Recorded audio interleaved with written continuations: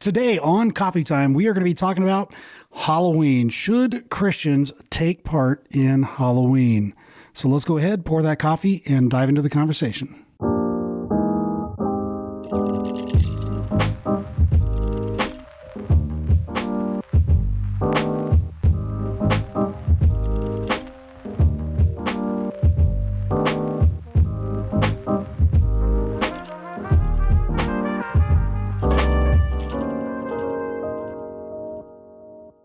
Hey, everybody. Welcome to Coffee Time. We have Dr. Stephen Roby, I'm Rodney, and Pastor Adam Rastetter with us today. We are, like I said before, we're going to be talking about Halloween and whether or not we as Christians should take part. This is from a viewer question. But Steve, before we get into that topic, what coffee are we drinking? We have the delectable, the delicious, the Dunkin' Donuts. My favorite. This is... Church coffee. Church coffee. Mm-hmm. Made good only by the grace of God. I love it. America runs on Dunkin'. Right. Supposedly. Cheers, mates. It's Dunkin' coffee. Familiar. I love it. It's not the worst church coffee you could have. No, it's not. I have to admit that there are some worse ones out there. But the coffee snob in me is not always real happy with Dunkin'. It's all good. Someday we are going to have to actually talk about the coffees that we like and how we like to make our coffees. I know Adam's pretty simple about this. I like it like this. This is what we got at home. This is what we do. Yeah. Me and Steve are a little bit more complex. All right. So this did come from a viewer question. And the question is essentially, what is or should we, as followers of Jesus Christ, be taking part in Halloween? So, gentlemen, what are your first initial reactions to that kind of question?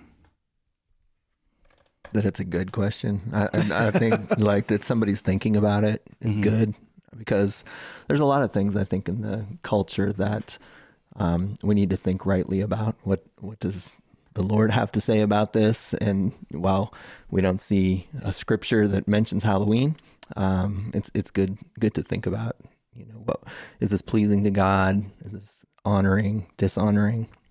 Yeah, likewise, I think it's a danger to not think about, should we engage in any cultural practice, right? There should be some sort of biblical lens, some filter that believers have for how to engage or how not to, or what not to engage in, you know, that the world does participate in and promotes.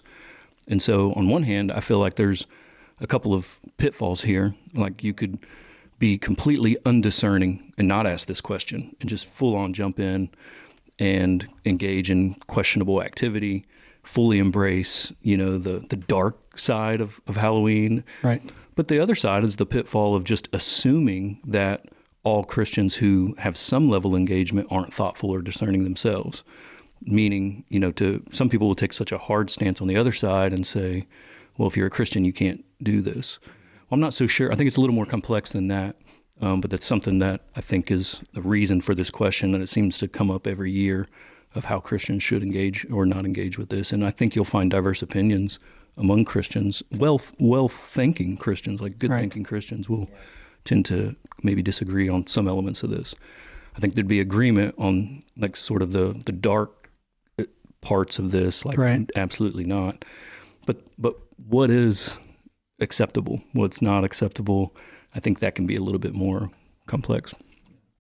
So I know I'm personally of the thought that that you should stay away, like you said, from the dark side of things. Like even with people who do allow their kids to dress up for Halloween, I think that there should be some reservation in that there should be some, hey, you know, maybe we should stay away from skeletons and zombies and stuff like that for Halloween. But as far as if a person wants to participate, I mean, you look at like some more of the what you would think of as more conservative Christians. They would say, hey, go ahead, give out candy, give out some Bible tracts too while you're at it. You know, so I have to kind of look at it from that side and say, hey, you know what? Why not do something like that in its place? So what are your thoughts on? Well, I think that when I first think of Halloween, when Halloween is brought up, I don't generally just think of the dark side. And my initial thoughts are, going out and getting candy and, dressing up as fun things, passing out candy. And that was what we did as kids. That was the guidance. My parents weren't going to allow me to dress up as something scary or death oriented or anything like that. So, I was Cal Ripken Jr. or, my sister's a ballerina, it was He still dresses up like Cal I Ripken. do. I should have done that today. But, so, and so that's the same thing that we do with our kids. We do go out, we have a good time. We explain some of the things too. And there's houses that we'll pass up too. It's like there's some houses that are a little too, they went a little too wild with the graveyard in the front yard, and so, but yeah, generally that's what we do in our home. Yeah, I think the cultural filter, I heard this framework a long time ago. I've shared this on the show before, previous episodes. Reject, receive, or redeem, right? When you think about any sort of engagement with something in the culture, is this something that we can wholly embrace, meaning we receive it as it is with no alterations? I don't think so. Especially when you talk about the origins of Halloween, and we'll maybe get into a little bit of that. Is it something that Christians have fully redeemed? I still don't think so. So there's maybe elements that have been redeemed, but I don't think we could just say certainly we can't say this is a Christian holiday. We should fully support this and roll with it in the way that I probably would feel different about Christmas. I would say that we've redeemed Christmas. It's a celebration of Christ's birth, despite what the secular world does with that. So reject, receive, and redeem, right? Those three things: rejecting something outright, receiving it outright, or redeeming certain qualities of it are, I think, a good way to think about any sort of cultural engagement. Well, I know you'd brought up in past conversations on this topic that you and I had about when you say redeem something. I mean, I think that there are certain things that we can just to participate in, I'm saying, the world, but without being of the world, and still take part in a way that is not degrading to our faith. Yeah, not sinful. I mean, right. Just outright not sinful. So you mentioned, what you think of when you hear Halloween, when it's brought up. You think of going out and getting candy, usually little kids dressed like princesses or soldiers or ninjas or whatever it is.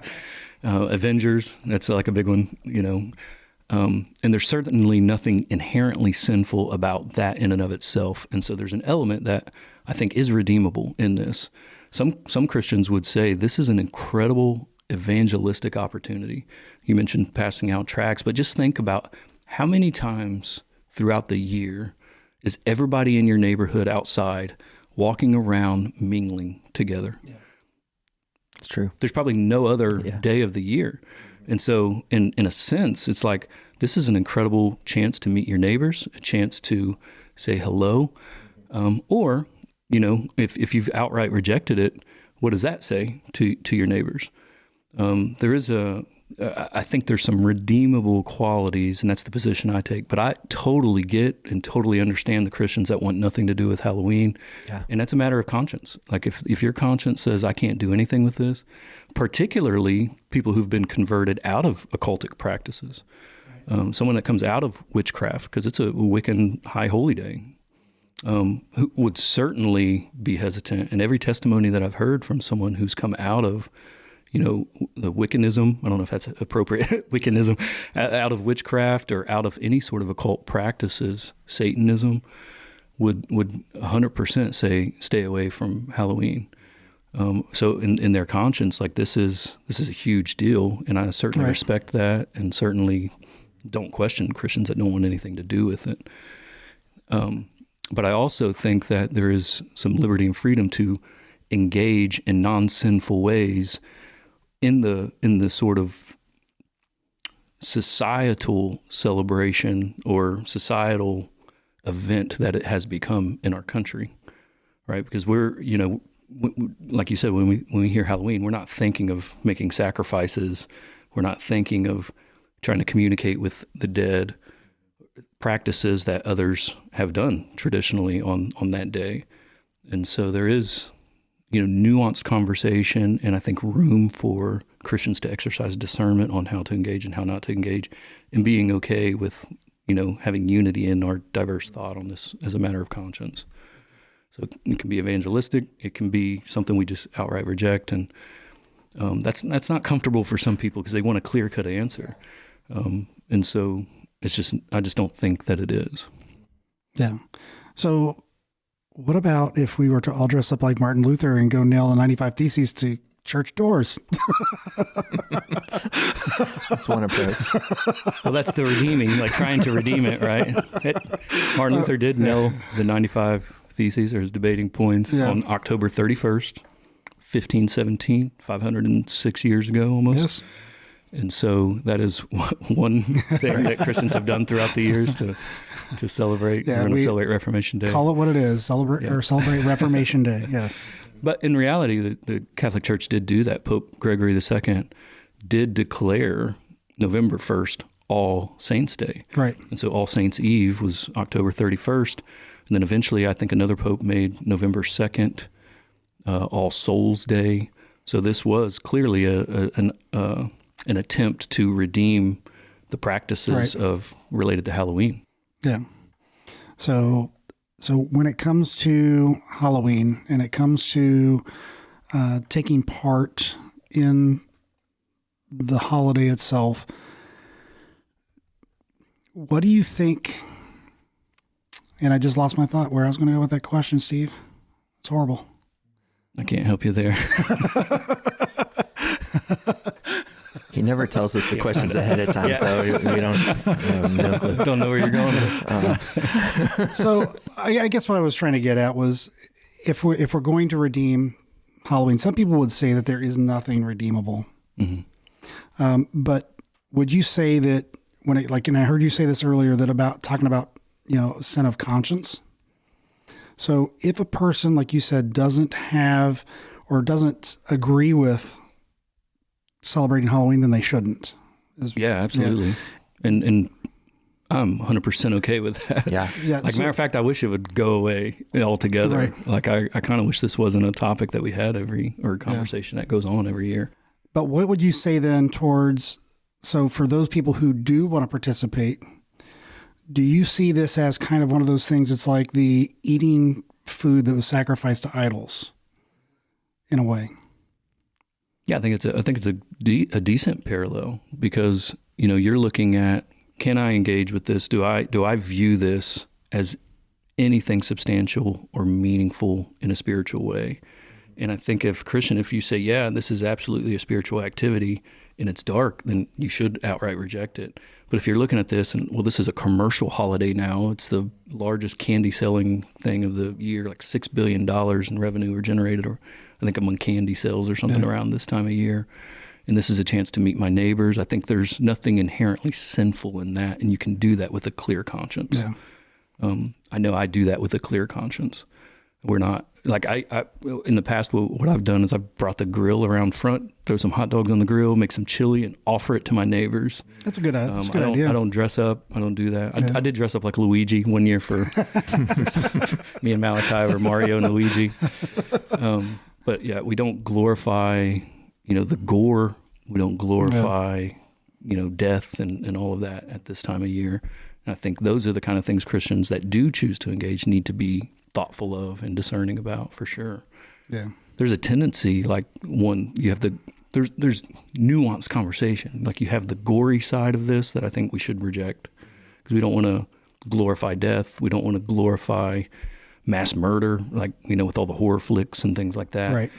But and then there's this other side of like a trend that I've seen of like scantily clad costumes among women and probably men as well. And so we don't want to glorify, soft pornography either. Yeah. And so there's certain elements of this that must be rejected by Christians based on just principles of purity and godliness and pursuing holiness. Now, would you say that those two sides, and Adam, you can dig into this also, would you say that those two sides, those who completely reject and those who are completely for it should also not point the finger at each other and be condemning Right. in ways. I think so. I mean, yeah, we want to be unified, as believers. We want to find common ground, and I think what Steve was saying, as a matter of conscience, I think that is an important way for us to look at it. I'm not sure you phrased it right, though, because you said if we just outright receive it. I do think that's okay. I want to speak to that. Yeah. Like if we have, go ahead. If we have believers, Christians, who lack the maturity to be discerning about how they engage with this, right? I do think we can speak into that. Yeah, you're saying, you mean full in like that? No. Okay. No, I thought that's what you said. No, You're talking about someone who's engaging with it thoughtfully and someone who's outright rejecting. Yeah, I think absolutely there needs to be an understanding. Because I think we have a tendency to do that sometimes. Absolutely. You know what I'm saying? That we'll look at the one side who rejects it completely and like, oh, you're just, like we'll call them names and they'll call us, names or whatever. And I think that there's a portion of unity that needs to happen with that and say, no, that's why I brought up the food sacrificed to idols. I mean, Paul said that they shouldn't judge each other. So I think that we have to maintain that also. I think the disagreements on this can be a little bit more difficult for Christians to be able to see eye to eye on, just because they view the holiday differently. Some people, all they can see is this is a dark holiday. And it's hard to disagree with that when you go out and you do see those homes and those costumes that are very dark, and it's not just once in a while. There's a good amount of people who do see it as this is our opportunity to get scary and do some things that we wouldn't want to be on board with. So for people who just want to avoid, it's hard to disagree there. Yeah. But at the same time, there are opportunities. So I think, yes, we should be able to have these conversations to just kind of say, okay, this is where we're approaching it from. This is where we're not trying to sin in any way or. So the other thing that I look at that happens this time of year, not just with Halloween, but we see this in like even cartoons and stuff, is the minimization of the demonic, where you see demons and spiritual stuff being made out to be cartoon-like and even to some point friendly. And I think that's something that happens that's very scary, and it's not just in our day. I mean, you can go all the way back to black and white TV shows where you saw the Addams Family, the Munsters, you name it, where they had these characters that were demonic in nature as friendly. So I think that's part of what we're seeing with the scary part to me with Halloween, even.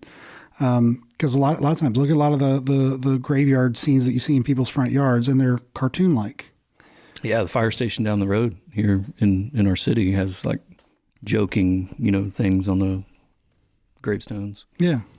So I think that's another part that we have to be very careful with. And I think some of that also comes down to what we're allowing even our kids to watch on TV in some aspects. And sometimes when we think about Halloween is like the only time we really bring that up, just on the subject of Halloween. Yeah, it's heightened, no doubt. And if it doesn't raise red flags for you, you should probably be more discerning with this. And, because just the nature of its origins. Now, I'm not of the opinion that because something has a specific origin, that it retains that meaning over hundreds of years, thousands of years. There's a cultural context that is understood in our culture. Where the meaning certainly can change. However, because this does have dark origin, this has a Celtic origin a couple thousand years ago, a celebration of the end of summer, and the beginning of winter. And it was believed they would, through bonfires, they would do a bonfire, they would make sweets, and they would dress in costumes to ward off evil spirits, believing that it was called Samhain or Samhain. I forget how you actually pronounce it, but it's spelled Samhain or Hein, Samhain. I don't think that's the right pronunciation though. But that's really as far back as we can trace the ancient origins of this celebration.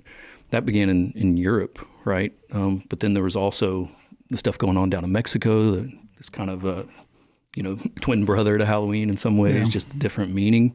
That's totally different. Like the Dia de los Muertos, the Day of the Dead, like they are literally attempting to commune with their ancestors. So that's absolute necromancy, which the Bible clearly forbids.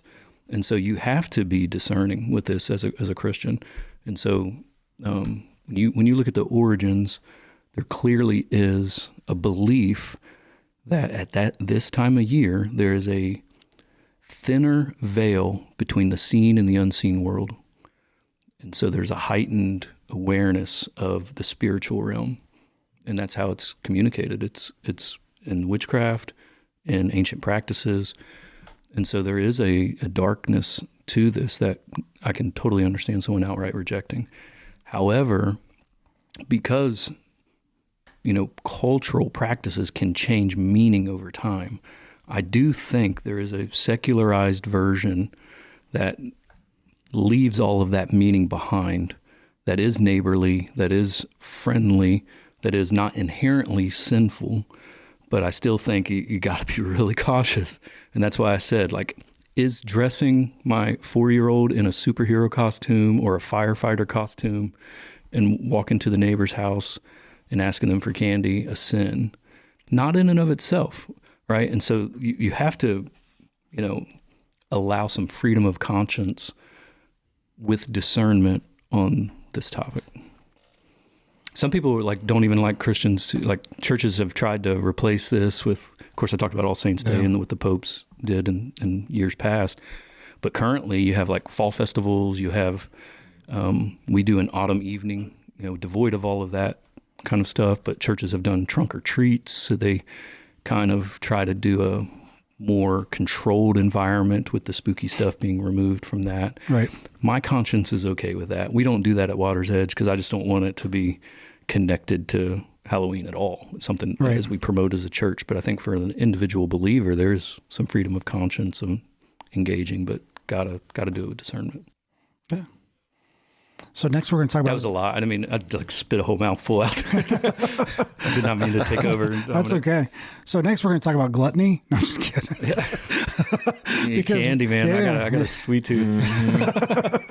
Because, I know that a lot of parents end up eating most of their kids' candy, so let's just... The dad tax. Yeah.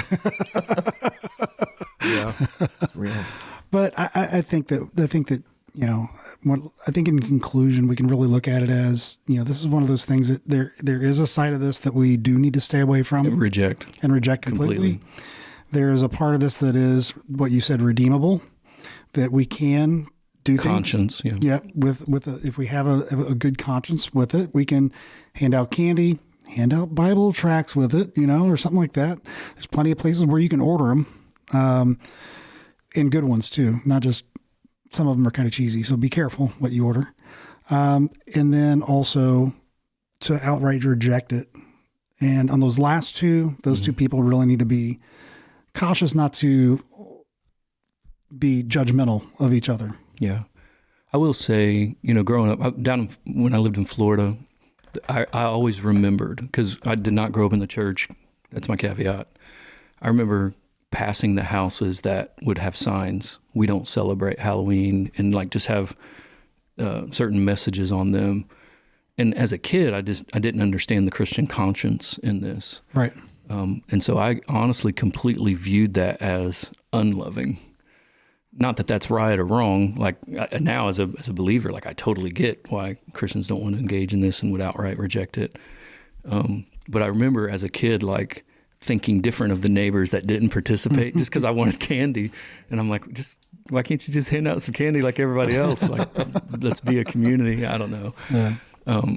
But yeah, absolutely. I think your summation is a good one. All right. Anything else you two would like to add, Adam? The only thing I was thinking about just, and there's probably different, even local churches may think differently about it, so there may be some, elders who would say, I think this is dangerous. It might be, and encourage their people not to. And I think that's good too, just to, with if you're a member of a church, and your church, maybe your pastors will generally know the temperature of your church and if it's going to be a problem in your church or not. So maybe just not disagreeing with other Christians and their views. I think it's important for us to be able to have conversations like this and be able to understand some of the nuances. Okay. Sounds good. Everybody's heart's clear? Clear? All right. So are we going to make Halloween go away? Can we make that happen? Like, is Rodney dressing like Martin Luther? Just remember, don't nail the 95 Theses to glass doors. They don't hold nails very well. All right. Actually, don't actually go do that at all. You may get arrested for just saying that's. But yeah, I think that we've pretty much covered what we can on Halloween this year. Yeah, I had a sorry. That's okay. One thought popped back into my head. I had a professor, at Southeastern, who has turned this into a major outreach. They do full-on meals. They invite students from the school over to their home, and they give out all kinds of stuff. And it's just, he's fully embraced it as something to be redeemable because of the fact that this is the one day of the year that everybody's outside and a chance to meet and love on his neighbors. And so I think he certainly has a clear conscience with it. And so that's sort of the other side of this that I think is, all the more reason to be thoughtful and discerning with these things. I know we have fun with this year when we just the ability to take our grandkids to the pumpkin patch and stuff like that and do some outside things that, for the fall, because I tell you what, Virginia, summertime, hot, much easier to do this kind of stuff when it's a little cooler and go outside. Amen. All right, everybody. Thank you for joining us. We hope that we were able to answer this question in a way that is thoughtful for you guys. If you have not done so yet, make sure you like, subscribe, and click that bell so you know when we release new videos. If you are listening to this on Apple Podcast, leave us a review. We want to know how we're doing. And 5 stars. 5 stars. All right. People are going to start leaving lower ones just to spite him. You. Yeah. What about 6 stars? So there is no 6 stars. There's no 6 stars. All right, guys. We thank you all for watching. We love you all, and God bless. Peace out.